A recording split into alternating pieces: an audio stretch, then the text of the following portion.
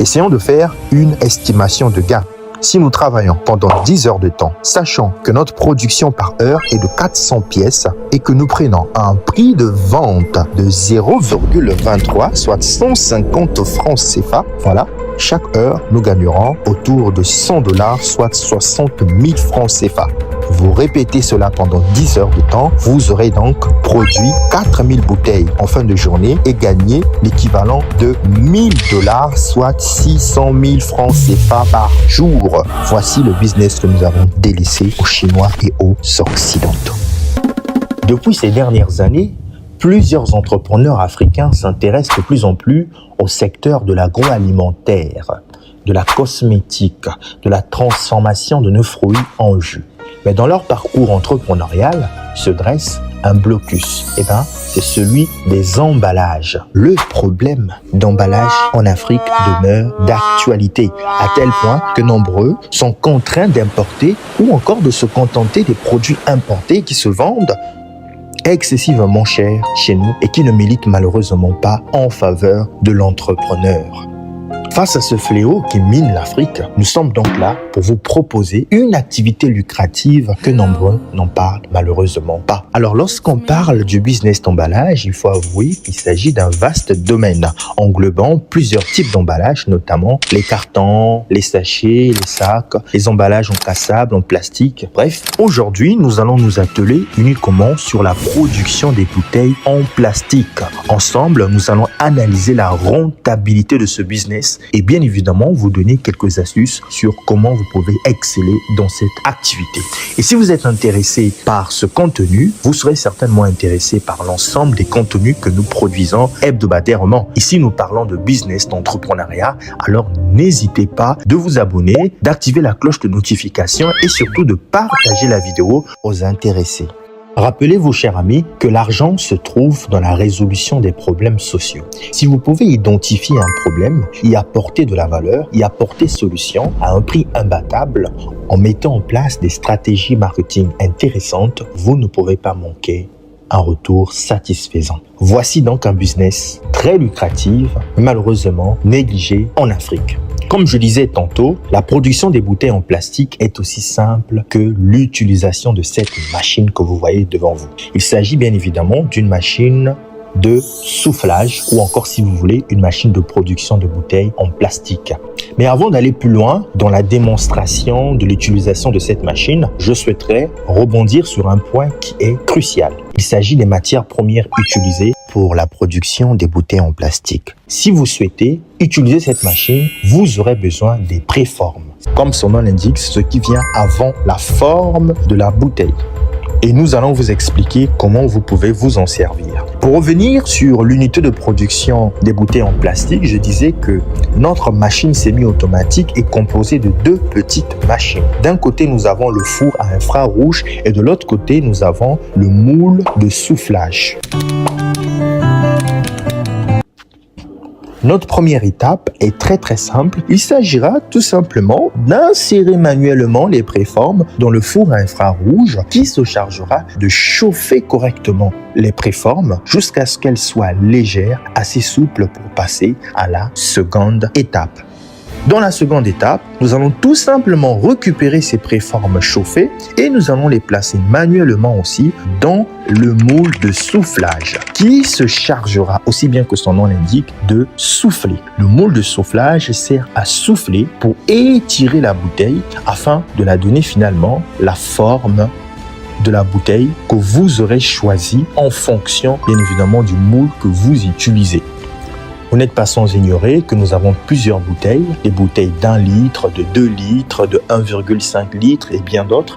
Il sert de rappeler que le four à infrarouge est aussi équipé d'une boîte de commande électrique qui va vous permettre de contrôler la température de votre four à infrarouge. Ce qu'il faut retenir ici, les amis, c'est que le produit fini, ou si vous voulez, la forme de votre bouteille, varie en fonction du moule utilisé, mais aussi en fonction des préformes que vous allez utiliser. Vous l'aurez bien compris, aux différentes préformes, différentes bouteilles. En d'autres termes, vous ne pouvez pas utiliser le même moule pour produire toutes les bouteilles que vous voyez à l'écran. Chaque bouteille correspond à un moule ou encore à une préforme. La bonne nouvelle, c'est que vous pouvez l'acheter dans vos pays respectifs, ou du moins l'importer en Chine, directement auprès des usines chinoises. Si vous importez les préformes en grande quantité, ça vous reviendra entre 1 et 3 $, dépendamment des tailles que vous recherchez. Pour limiter vos dépenses, il est conseillé pour un débutant de s'approvisionner en grande quantité, avant bien évidemment d'envisager l'achat d'une machine à fabrication de préformes. Étant donné que le prix est quand même onéreux, alors je recommande aux débutants de commencer d'abord par l'approvisionnement en préformes, en commençant prioritairement par l'achat de la machine de soufflage ou encore par l'achat de la machine de fabrication de bouteilles en plastique, plutôt que d'acheter les deux machines, pour un début bien sûr. Nous allons à présent vous présenter les différents prix et caractéristiques des machines de production de bouteilles en plastique. Vous avez en face de vous une machine semi-automatique, communément appelée modèle SK3L. Il nous coûte 8 500 $, soit 5 200 000 francs CFA. Cette machine revêt une capacité entre 550 millilitres et 3 litres. Et grâce à celle-ci, vous serez en mesure de produire 1000 bouteilles par heure, voire jusqu'à 1500 bouteilles. Figurez-vous que si vous travaillez pendant 10 heures de temps, vous êtes autour de 10 000 bouteilles par jour. Et si vous fixez le prix d'une bouteille à 0,4 $, soit 25 francs CFA, vous serez en mesure de dégager chaque fin du mois près de 6 200 000 francs CFA, soit l'équivalent de 10 300 $ en 25 jours ouvrables. Intéressant. Si vous souhaitez produire uniquement des bouteilles de 550 ml, vous devez importer uniquement le moule de 550 ml, dont les prix sont mentionnés. Mais si vous souhaitez produire tous ces moules, vous devez alors faire l'addition de tous ces moules pour que vous ne soyez pas limité. Si vous achetez la machine sans le moule, elle vous coûtera 8 500 $. Et s'il faut additionner tous ces différents moules mentionnés, ça vous fera autour de 3050 $. Et finalement, la machine et tous les moules inclus, vous l'aurez au prix de 11 550 $, soit 8 500 000 francs CFA par là. Et il faut prévoir bien évidemment le transport. Sous une durée de 60 jours maxi, vous recevez votre machine, peu importe l'endroit. Et vous aurez ces machines bien évidemment sur Alibaba, sur IndianMart ou encore sur Amazon. Et si jamais vous rencontrez une difficulté, n'hésitez pas à nous contacter et nous mettrons nos services à votre disposition. Mais ce n'est pas tout. Plus la machine est performante, plus le prix est élevé. Alors les amis, vous avez en face de vous un autre modèle semi-automatique qui coûterait 11 400 $, soit 7 millions de francs CFA. Avec cette machine, vous avez la possibilité d'importer aussi les moules de 5 litres ou encore le moule de 10 litres, dépendamment de votre projet bien sûr. Et vous serez en mesure de produire 4 à 100 bouteilles par heure. Figurez-vous, si vous travaillez pendant 10 heures de temps, vous êtes autour de 4000 bouteilles. Waouh! Essayons de faire une estimation de gain. Si nous travaillons pendant 10 heures de temps, sachant que notre production par heure est de 400 pièces et que nous prenons un prix de vente de 0,23, soit 150 francs CFA, voilà, chaque heure, nous gagnerons autour de 100 $, soit 60 000 francs CFA. Vous répétez cela pendant 10 heures de temps, vous aurez donc produit 4000 bouteilles en fin de journée et gagné l'équivalent de 1000 $, soit 600 000 francs CFA par jour. Voici le business que nous avons délaissé aux Chinois et aux Occidentaux. Et même s'il fallait enlever la moitié, ou encore je dirais le tiers de ce chiffre d'affaires pour réinvestir dans le coût de la production, si vous voulez de la matière première, dans la mesure où si vous ne pouvez pas d'abord vous acquitter de la machine des préformes, si vous achetez les préformes en grande quantité, bien évidemment, vous réalisez que vous êtes toujours gagnant. Le genre d'activité, lorsqu'on n'a pas les moyens, on peut se mettre en groupe et implémenter cette activité qui va contribuer bien évidemment au développement de l'Afrique et substituer aux importations parce que tous les produits importés naturellement coûtent encore un peu plus élevé. Et si vous avez la possibilité bien évidemment de proposer aux Africains un produit comme ça à des coûts imbattables, vous allez vous approprier du marché et vous faire une marge bénéficiaire indescriptible, sachant que ce business est encore embryonnaire. Donc soyez les pionniers, chers amis. Bien sûr qu'au-delà des machines semi-automatiques, vous avez la possibilité d'importer également les machines totalement automatiques où la performance est encore plus grande. Naturellement, le prix est aussi onéreux. Comme vous pouvez le voir, la machine s'occupe de tout, de A à Z. Et la bonne nouvelle, c'est qu'ici, vous n'avez pas besoin d'avoir un grand nombre de personnel avec 2 ou 3 employé, vous pouvez assurer le fonctionnement de cette unité de production de bouteilles en plastique.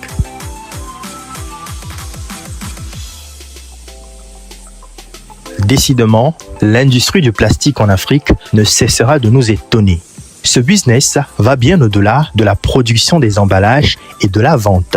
Pendant que certains y voient de simples ordures qui doivent être jetées à la poubelle, d'autres par contre ont décidé de façonner ce plastique en mine d'or afin de lutter contre la pollution. Nous vous parlons du business du recyclage en Afrique et c'est ce que nous allons découvrir tout de suite.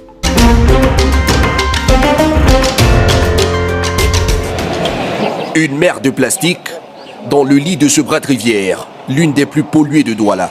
Nous allons vider le drain comme d'habitude. Objectif 3,5 tonnes de déchets plastiques à vider, à ramasser dans le drain. Chaque semaine, des tonnes de ces déchets sont collectés par Edmond et ses collègues.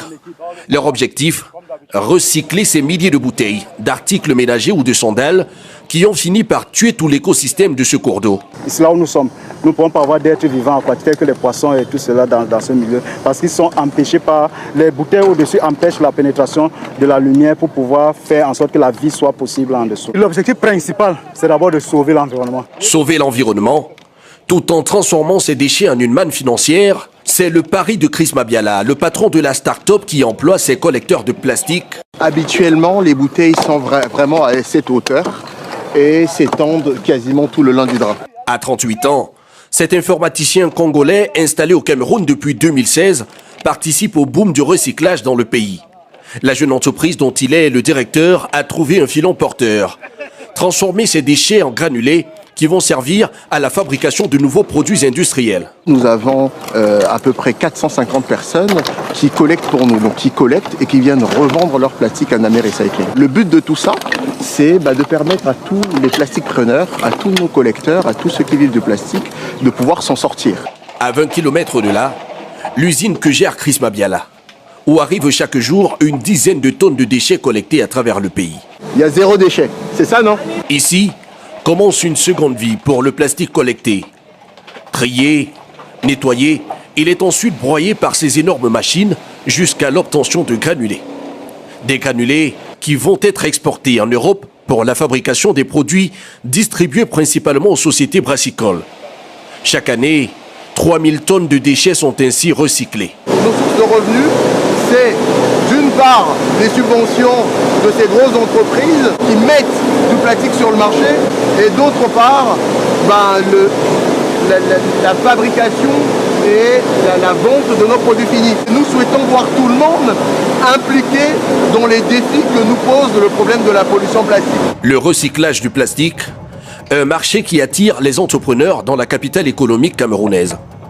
Alors que les prix des matériaux de construction s'envolent avec l'inflation mondiale, le plastique recyclé est devenu une alternative sur les chantiers de BTP. Ça se passe bien au chantier. Ces tuiles bleues sont ainsi fabriquées à base de déchets plastiques. Claude Tcheponou commercialise ce matériau transformé localement qui coûte bien moins cher que des tuiles importées de Turquie ou d'Italie. Soit 20 € le mètre carré au lieu de 28 € pour une seule tuile importée. Sur le marché, vous avez les tuiles en ciment qui se cassent. Vous avez les tuiles importées de l'Italie qui se cassent. Et vous avez ces tuiles. C'est ça la solution durable de couverture qu'on peut avoir. Ça se pose comme des carreaux. Au fur et à mesure, on suit juste la coupe de la charpente et on réalise la toiture. Dans l'usine qui produit cette tuile bleue, un plastique lourd, le polymère, est combiné à du sable et chauffé à 220 degrés. Le mélange est ensuite moulé pour fabriquer ce revêtement pour toiture qui pourrait concurrencer les tôles en aluminium, encore très utilisées. La tôle ordinaire a une durée de vie de 30 ans. Par contre, la tuile que nous produisons a une durée de vie qu'on ne peut pas mesurer. C'est-à-dire que c'est à vie. L'avantage du produit, c'est quoi? Nous avons l'isolation thermique. Donc, en dessous de ces tuiles, vous avez une température vraiment ambiante. Vous avez l'isolation phonique. C'est-à-dire que quand il pleut, le son de pluie, vous ne le ressentez pas. Si certains recyclent le plastique pour fabriquer des matières isolantes, d'autres entrepreneurs entendent faire baisser la facture énergétique grâce aux déchets, en fabriquant par exemple un carburant moins cher. Dans le hangar de cette villa en construction, Walter Ndiacha teste sa dernière trouvaille, un carburant à base de plastique recyclé. Et tu as déjà un échantillon de production? Oui, monsieur, nous avons un échantillon de production depuis 15 minutes. Okay. Grâce à cette machine qu'il a fabriquée avec son équipe, ce chef d'entreprise de 40 ans travaille depuis des années à la production d'un carburant moins polluant. Pour l'instant, il n'en produit que de petites quantités, mais espère bientôt proposer aux consommateurs un carburant plus respectueux de l'environnement à moindre coût. Aujourd'hui, il nous aide quand même à amortir pratiquement 15% de notre consommation de carburant. Un carburant écologique qui vous coûtera dans les 350 francs, alors qu'à la station-service, vous avez le même litre qui va vous coûter 650 francs. Demain, nous pouvons produire 10 000 et voire même plus par jour, 10 000 litres par jour, pourquoi pas. Donc, à ce moment, nous envisageons de pouvoir commercialiser à grande échelle. Le Cameroun produit en moyenne 600 000 tonnes de déchets plastiques chaque année. Et bien que les entreprises de recyclage soient de plus en plus nombreuses, seuls 20% de ces déchets sont traités. Je suis Nicole Menemene, une jeune dame de Bukavu. J'étais un peu révoltée par la façon dont on devenait de plus en plus à l'aise avec les déchets. Des fois, je faisais Rwanda, les gens gardaient leurs déchets dans leur sac. En rentrant à Bukavu, on jette sur la route. Ça m'énervait. Alors, je me suis dit, il faut penser à ce souci. J'ai rencontré des gens qui m'ont aidé à y voir plus clair, à savoir que d'un problème, on peut chercher une solution qui peut être même lucrative. Alors, j'aime aussi m'entourer des jeunes. Les jeunes sont dynamiques, ils sont créatifs, même des fois sans le savoir. Alors moi, j'ai trouvé, c'était plus facile pour moi de travailler avec des jeunes avec lesquels je peux communiquer facilement. Et ce sont des jeunes qui ont beaucoup d'idées. C'est ce que je dis à tout le monde, quand tu viens dans les plastiques, je vais t'enseigner une chose, mais demain, toi, tu vas m'enseigner 10. C'est ce que j'ai dit et tous sont témoins. Ils créent des choses. Des fois, même, je viens et dis waouh. Ces bouteilles, nous essayons de leur donner un autre rôle, un rôle artistique et utile. Nous mobilisons peu de bouteilles pour certains produits et beaucoup de bouteilles pour d'autres produits, comme par exemple des petites fleurs, des fleurs comme ceci. Nous faisons des tableaux artistiques, nous faisons des paniers. Nous appelons des paniers multi-usages parce qu'ils sont paniers, ils sont poubelles, ils sont pots de fleurs, autant que l'utilisateur veut. Nous faisons des guéridons, de fauteuils. Donc, nous faisons des murs sans maçonnerie et des murs avec maçonnerie. La population de Bukavu, malheureusement, ne comprend pas encore l'urgence mondiale qu'il y a avec la question de plastique et d'autres problèmes environnementaux, malheureusement. Mais je pense que le peu de personnes qui ont déjà compris savent que les déchets, c'est un mal qui est en train de ronger notre lac, ronger notre rivière et même la centrale hydroélectrique de Ruzizi en souffre. Et nous-mêmes, notre santé, la santé publique en dépend. Donc il faudrait qu'on gère mieux nos déchets, qu'on trie nos déchets et surtout qu'on se préoccupe de la dernière destination de nos déchets. Je pense que si on a cela en tête, si la population se comporte de manière responsable face à leurs déchets, Bukavu sera très belle et très propre. La pyrolyse plastique est un procédé de distillation permettant de transformer des déchets plastiques en carburant. Cette méthode thermique de traitement des plastiques est pratiquée à Bamako par Aruna Diallo, un diplômé en informatique à l'université de Paris 8. Un jeune entrepreneur qui s'est inspiré d'ailleurs. Quand je suis rentré, j'ai vu qu'il y avait beaucoup de déchets plastiques et je me suis dit bon, que c'est un business qui peut être très intéressant. Donc je me suis rappelé d'un ami qui parlait de la transformation des déchets plastiques en fuel, en sa matière d'origine, en gaz et en fuel. Donc je me suis dit bon, est-ce que je ne vais pas tenter ça ici? Et j'ai vu aussi sur internet qu'il y a des jeunes français qui avaient fabriqué la machine. De toute façon, on a fait les mêmes études, donc on est capable de faire la même chose. Donc j'ai fabriqué le mien et ça a marché. C'est 100% écologique. Il n'y a aucun impact environnemental néfaste. Toutefois, même s'il n'est pas encore très développé au Mali, ce procédé appliqué par ces jeunes entrepreneurs peut fortement contribuer à la lutte contre la pollution de l'environnement par des déchets plastiques. Des déchets qui envahissent la capitale malienne et dont seulement 41% sont recyclés par les industries. Il peut aussi être un moyen pour le Mali d'entrer dans le concert des grandes industries.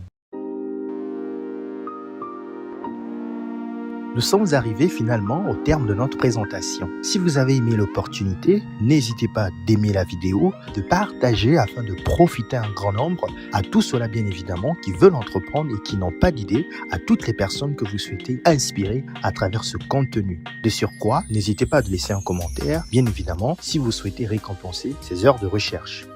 C'est de la part de Danick Mondeko, entrepreneur en import-export résident en Chine. Sur ce, je vous dis à très bientôt. Ne ratez pas les meilleures opportunités que nous avons à vous faire découvrir pour les jours à venir.